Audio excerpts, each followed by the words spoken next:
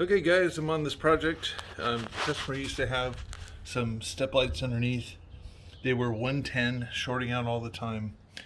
And we could not get in there and switch out all the lights because it just wasn't safe. Also, we didn't take down all their steps. We put pavers in the cavity of the old system they used to have around their jacuzzi. So did as much as we could.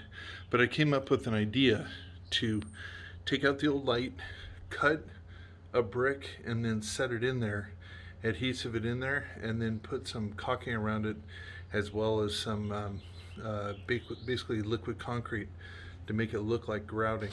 So anyway, let me just show you real quick, a little up close.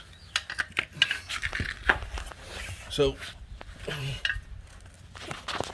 under here, the homeowner came through, he cleared out the old light, told me I'd work with him. They disconnected the electricity first, so nothing is live, nothing is there anymore, it's all dead.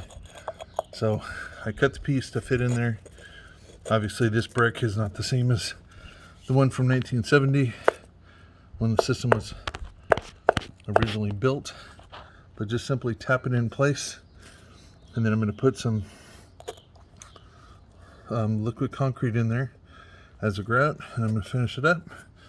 So little ideas to finish your project, but from afar and looking at it, and once it's all grouted up, you won't see anything as far as the intrusive part of an ugly light that doesn't work anymore.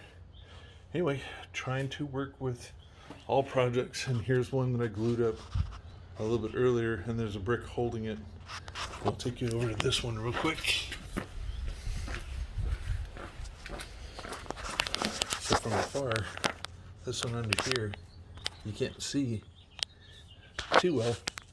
You can still see it, but at least it fills in the gap. Kind of makes it look a little bit better. So anyway, a lot to do on this to finish it, but let me see your project. Let's see if we can retrofit something, fix something, or even install a brand new system for you.